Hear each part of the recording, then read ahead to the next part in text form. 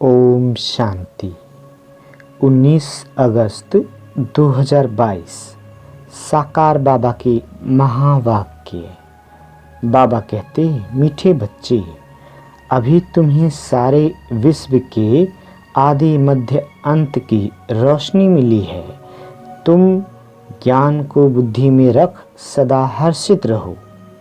प्रश्न, अभी तुम बच्चों की बहुत जबरदस्त तकदीर बन रही है, कौन सी और कैसी?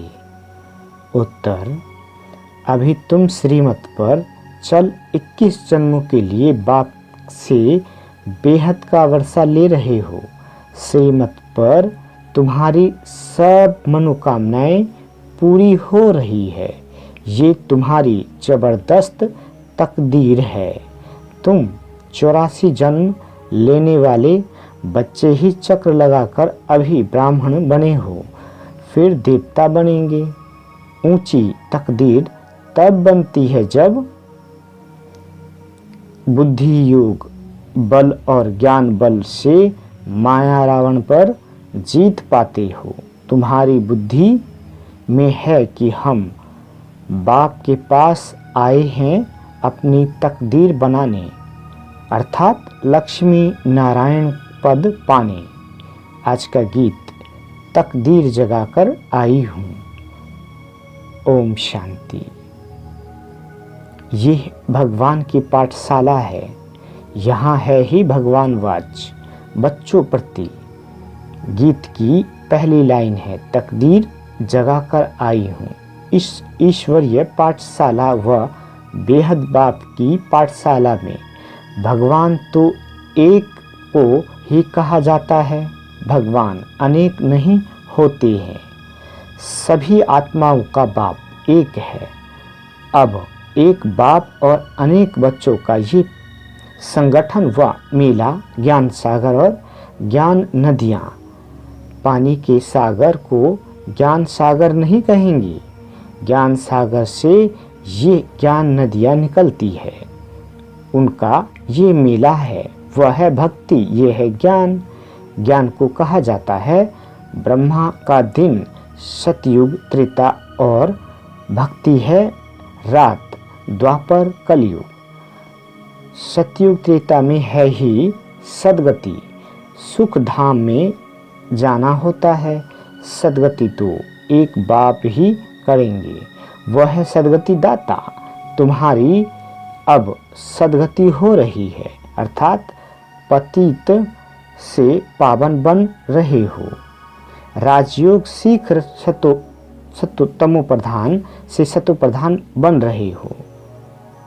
सतो प्रधान बनेंगे तभी स्वर्ग में जाएंगे। फिर सतो प्रधान से तमो प्रधान में तुम कैसे आते हो? ये चक्र है ना।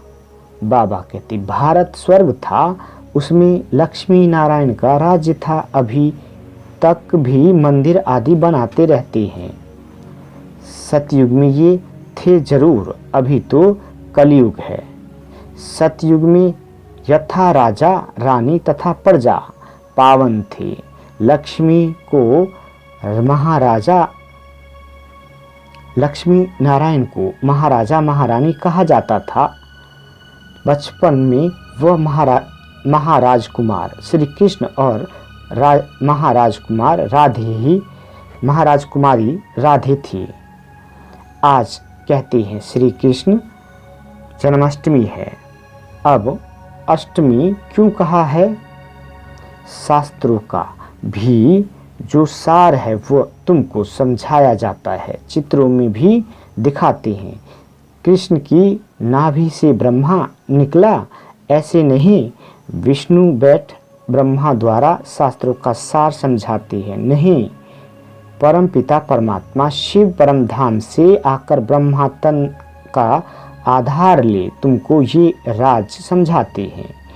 मनुष्य इतनी मेहनत करते हैं, भक्ति करते हैं, मिलता कुछ भी नहीं है। इसलिए भगवान कहते हैं जब भक्ति पूरी होती है तब फिर मैं आता हूँ, क्योंकि तुम्हारी पूरी दुर्गति हो जाती है।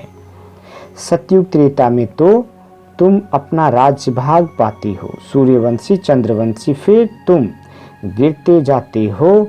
ये सब बुद्धि में याद रखना है। तुम बच्चों को अब सारे विश्व के आदि मध्य अंत की रोशनी मिली है और कोई की बुद्धि में ये रोशनी नहीं है। तुम जानते हो सबसे ऊपर है शिव बाबा, पीछे सूक्ष्म वतन में ब्रह्मा विष्णु शंकर, स्थूल वतन में है ये मनुष्य सृष्टि। मनुष्य सृष्टि में भी पहले पहले जगत अम्बा जगत पिता नाम गाया हुआ है। सूक्ष्म वतन में सिर्फ ब्रह्मा ही दिखाते हैं। उनको कहेंगे ब्रह्मा देवताए नमः, विष्णु देवताए नमः। यहाँ जो ये ब्रह्मा सरस्वती है, ये कौन है? ब्रह्मा की बहुत महिमा है। ब्रह्मा की बेटी तो तुम भी हो, प्रजापिता तो जरूर यहाँ होगा, सूक्ष्म वतन में तो नहीं होगा। बाप को प्रजापिता द्वारा ही ज्ञान देना है। विष्णु को व शंकर को ज्ञान सागर नहीं कहा जाता है। बाप को तो श्री श्री कहा जाता है। वह है श्रेष्ठ ते श्रेष्ठ, ऊंच ते ऊंच भगवान। वह फिर रचना रचते हैं श्री राधे श्री कृष्ण। वह स्वयंवर बाद बनते हैं महाराजा श्री नारायण और महारानी श्री लक्ष्मी। सतयुग में उन्हों का राज्य चलता है। त्रेता में है राम सीता का राज्य। स्वर्ग सतयुग को कहा जाता है। फिर 2 कला कम हो जाती है। 16 कला से 14 कला में आ गए। फिर द्वापर से भक्ति मार्ग शुरू होता है। अभी बाप कहते हैं तुम बच्चों को मैं सदगति में ले जाता हूँ। भारत पावन था, फिर पतित किसने बनाया? रावण ने। इसलिए मुझे ही कल्प कल्प आना पड़ता है। पतितों को आकर पावन बनाना पड़ता है। तुम यहाँ आए हो तकदीर बनाने, अर्थात विश्व का मालिक बनने। बाप समझाती हैं ये बुद्धि में रखो। तुम ही सो देवी देवता थे, अब ब्राह्मण बने हो, फिर देवता बनेंगे। ये बाजोली है। पहले पहले चोटी, उसके ऊपर में है शिव बाबा। फिर यह ब्राह्मणों की रचना रची, एडॉप्ट किया। जैसे बाप बच्चों का पिता है, वह हुए हद के पिता। ये है बेहद का प्रजापिता। ब्रह्मा को ग्रेट ग्रेट ग्रैंडफादर कहा जाता है। इस संगम पर उनकी महिमा है। जबकि शिव बाबा आकर एडॉप्ट करते हैं ब्रह्मा सरस्वती और तुम बच्चों को। अभी फिर तुमको पावन बना रहे हैं। तुम जानते हो हम बाप से फिर से वर्षा लेने आए हैं, कल्प कल्प लेते आए हैं। फिर जब रावण राज शुरू होता है तो गिरना शुरू होता है, अर्थात पावन से पतित बनते हैं। अब सारी सृष्टि में रावण राज्य है। बाबा कहती सब दुखी है, शोक वाटिका में है। सतयुग में तो दुख की बात ही नहीं होती। बाबा कहते आज है श्री कृष्ण जन्माष्टमी। कहते हैं देवी को 8वां नंबर बच्चा श्री कृष्ण पैदा हुआ। अब 8वां नंबर कृष्ण जन्म लेगा क्या? कृष्ण का जन्म तो होता है सतयुग में।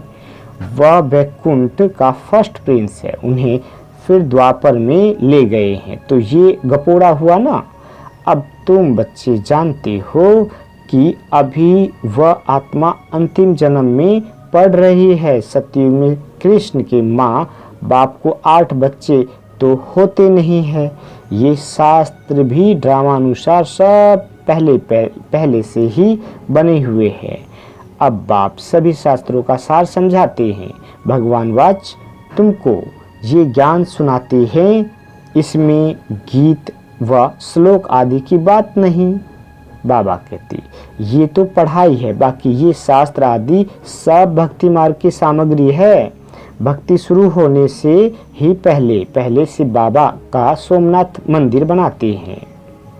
पहले होती है शिव बाबा की अव्यभिचारी भक्ति, और ये है शिव बाबा का अव्यभिचारी ज्ञान, जिससे तुम पावन बनते हो। भक्ति के बाद वैराग वैराग गाया जाता है। तुमको इस सारी पुरानी सृष्टि से वैराग्य है। पुरानी सृष्टि जरूर विनाश हो, तब फिर नई स्थापना हो।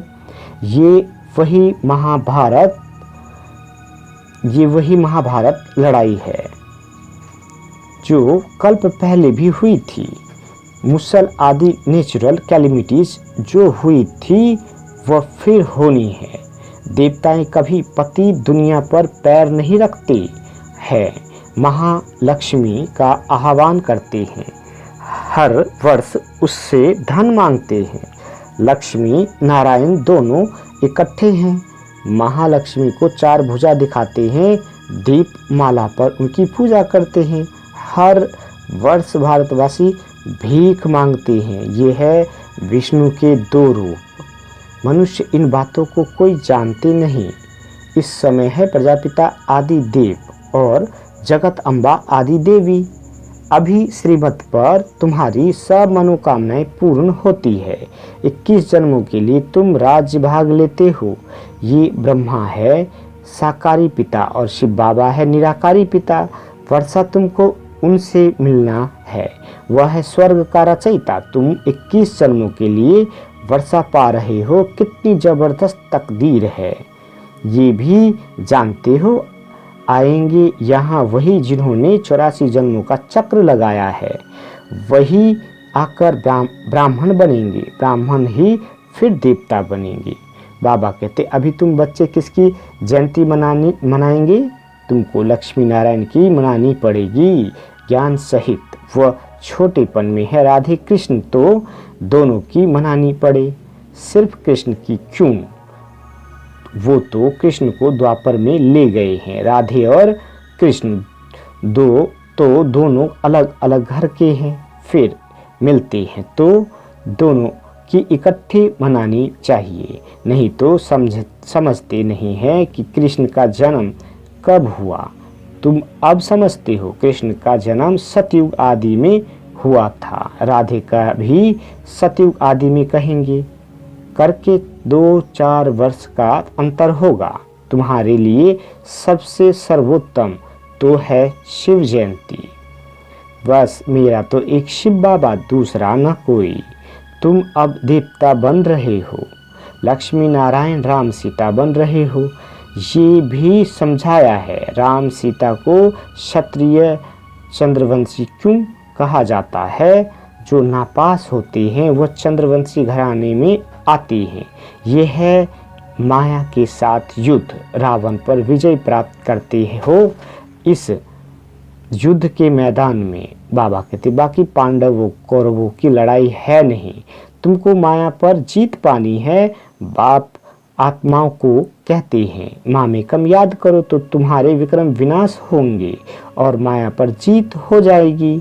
बुद्धि योग बल और ज्ञान बल से माया पर विजय प्राप्त करनी है। भारत का प्राचीन योग बल मशहूर है, जिससे तुम रावण पर जीत पाकर राज लेते हो। बड़े ते बड़ी तकदीर है ना। मुख्य बात है बेहद बाप को और 21 जन्म सदा सुख के वर्षे को याद करना।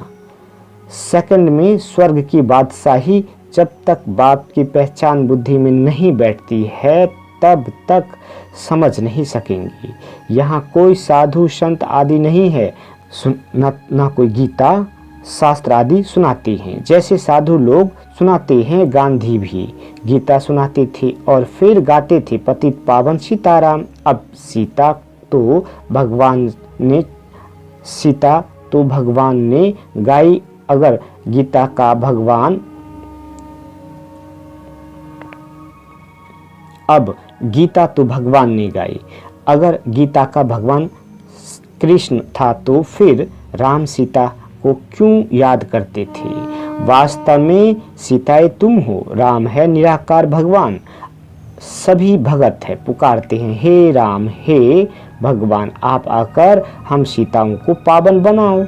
फिर रघुपति राधो राजा राम कह देते हैं। सुनी सुनाई बात को पकड़ लिया है। फिर गंगा को पतित पावनी क्यों कहते हैं? भक्ति मार्ग में बहुत वहाँ जाते हैं, वर्ष वर्ष मेला लगता है, जहाँ जाकर बैठते हैं। तुम बैठे हो ज्ञान सागर के पास, वह फिर पानी में जाकर स्नान करके आते हैं। पावन तो बनते नहीं, पतित ही बनते आए हैं। तुम तो अभी ज्ञान मार्ग में हो, तुम अभी वहाँ नहीं जाएंगे। सच्चा सच्चा संगम ये है, जबकि आत्माएं परमात्मा अलग रहे बहुकाल।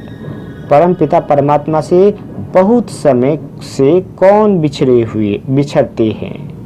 वही जो पहले पहले सतयुग में थे, तो जरूर उनसे ही पहले भगवान मिलेंगे, पहले वही आएंगे। यहाँ जरूर पढ़ना पड़े। जो स्कूल में ही नहीं आएंगे तो वह क्या सुनेंगे? गुह्य पॉइंट्स कैसे समझेंगे? कोई कहते हैं फुर्सत नहीं, बाप कहते हैं ये है सच्ची कमाई, ये है झूठी। तुम तो पदमपति बनते हो, बाकी इस समय ये तो झूठी साहूकारी है। भल कितने भी लखपति करोड़पति है, गवर्नमेंट भी उनसे कर्जा लेती है, परंतु है तो सब झूठी माया। बाबा कहते झूठा सब संसार है। बाप बैठ समझाते हैं, बच्चे तुमको कितना साहूकार बनाता हूँ। अभी रावण ने तुमको कितना दुखी बना दिया है, अब उन पर जीत पानी है। लड़ाई की कोई बात नहीं, लड़ाई से विश्व का मालिक नहीं बन सकते। तुम योग बल से विश्व का मालिक बनते हो। योग सिखलाते हैं बाप, इनकी आत्मा भी सीखती है। बाप इनमें प्रवेश हो, तुमको ज्ञान सुनाते हैं, कहते हैं मैं तो जन्म मरण रहित हूँ। बाप बेहद का बाप है, तो बेहद का राज समझाते हैं कि तुमसे माया ने क्या क्या करवाया है। तुम 5 भूतों के बस होते गए हो, क्या हाल हो गया है। तुम कितने धनवान थे, भक्ति मार्ग में फालतू खर्चा करते करते अब तुम्हारी क्या हालत हो गई है। अब भक्ति के बाद भगवान आकर स्वर्ग की बादशाही देते हैं, इसलिए सद्गति करने बाप को ही आना पड़ता है। अच्छा, मीठे मीठे सिकीले दे बच्चों प्रति माता पिता बाप दादा का याद प्यार और गुड मॉर्निंग। रूहानी बाप की रूहानी बच्चों को नमस्ते। हम रूहानी बच्चों की रूहानी माता पिता बाप दादा को याद प्यार गुड मॉर्निंग और नमस्ते। मीठे बाबा नमस्ते। धारणा के लिए मुख्य सार, पहला पॉइंट है पदमपति बनने के लिए सच्ची कमाई करनी है। पढ़ाई में समय का बहाना नहीं देना है। ऐसे नहीं, पढ़ाई के लिए फुर्सत नहीं, रोज पढ़ना जरूर है। दूसरा पॉइंट, एक बाप की अव्यभिचारी याद में रह आत्मा को सतो प्रधान बनाना है। मेरा तो एक से बाबा, दूसरा ना कोई, यही पाठ पक्का करना है। बाबा वरदान देते, सदा एक बाप की स्नेह में समाये हुए सर्व प्राप्तियों में संपन्न और संतुष्ट भव। बाबा कहते जो बच्चे सदा एक बाप के स्नेह में समाये हुए हैं, बाप उनसे जुदा नहीं और वे बाप से जुदा नहीं।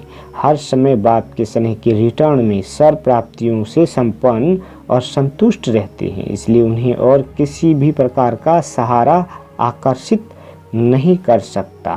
स्नेह में समाई हुई आत्माएं सदा सर्व प्राप्ति संपन्न होने के कारण सहज ही एक बाप दूसरा न कोई इस अनुभूति में रहती है। समाई हुई आत्माओं के लिए एक बाप ही संसार है। आज का स्लोगन, हद के मान शान के पीछे दौड़ लगाने के बजाय स्वमान में रहना ही श्रेष्ठ शान है। अच्छा, ओम शांति। बाबा